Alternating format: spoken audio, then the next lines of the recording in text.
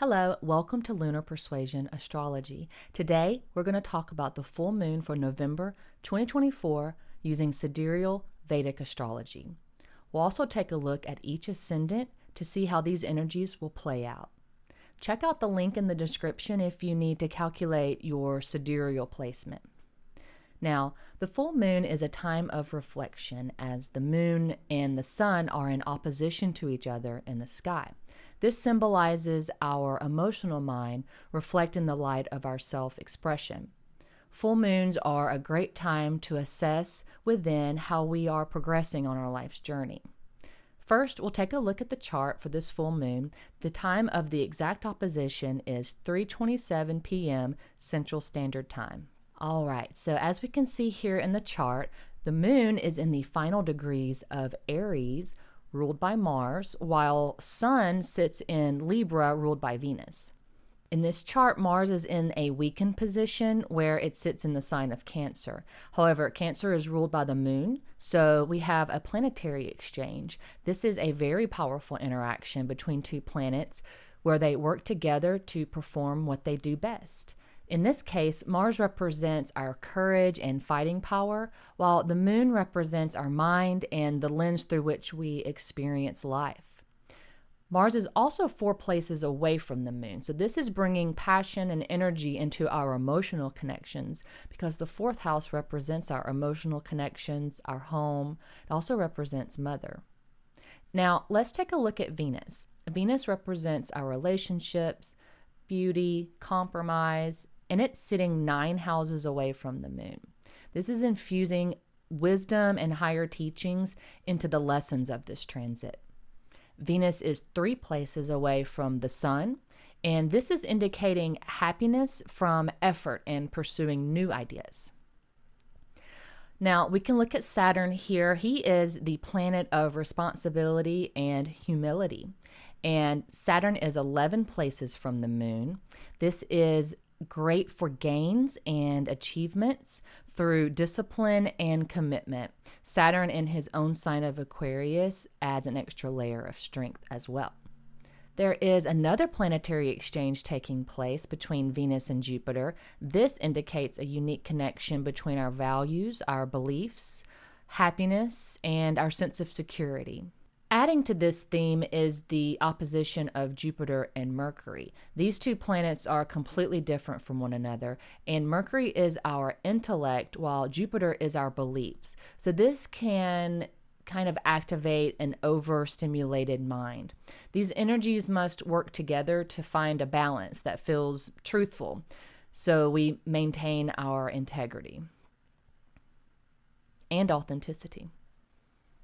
So overall, this full moon is about reflecting on how our beliefs and personal truths influence our relationships and I would say our happiness in general.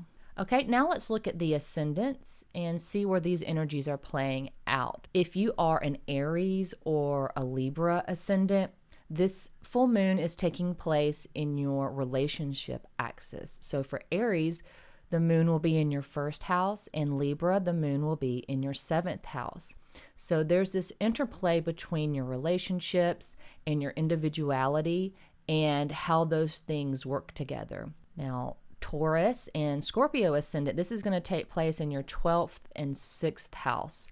This is the axis of overcoming and surrendering. It's really about the 6th house is really about overcoming obstacles and challenges and working out what you can, and then what you don't have control of, you basically just need to surrender it in the 12th house. But as long as you know when to let go, then it should be pretty good. All right, now let's look at Gemini and Sagittarius ascendant. This is taking place for you, Gemini, in your 11th house and Sagittarius in your 5th house. This is the axis of identity, of creative self-expression versus the 11th house of societal expectations and kind of fitting in with the norm. This is requiring a balance between these two houses to make sure that you're expressing your truthful identity and that it's not being suppressed, but also that it's not harming the social aspect of it. It needs to be a blend. It needs to be coexisting with each other.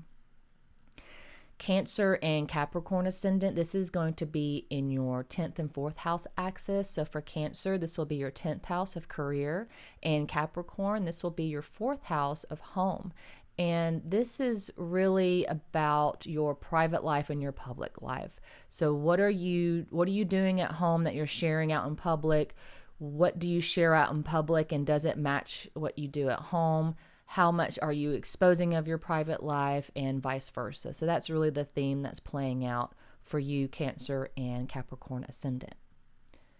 For Leo and Aquarius ascendant, this is going to take place in your 9th house for Leo, and Aquarius, the full moon will be in your 3rd house. This is the axis of beliefs and ideas, hope and curiosity, and it's really about keeping an open mind, standing firm on your beliefs, but also being open to new ideas to see if that's something that works for you. So those will be things to reflect on during this full moon. And then finally, we have Virgo and Pisces. Virgo, this is going to take place in your 8th house, and Pisces, this will be in your 2nd house.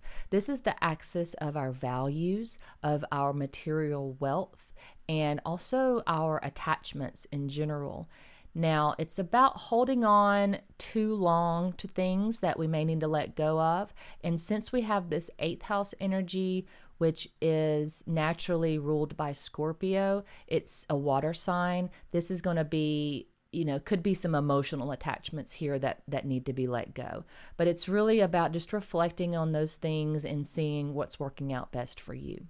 Well, I hope that was good for everyone. I hope everyone has an awesome full moon, and feel free to leave a comment below. Let me know where this full moon is taking place in your chart, and I hope everyone has a great day. See you later.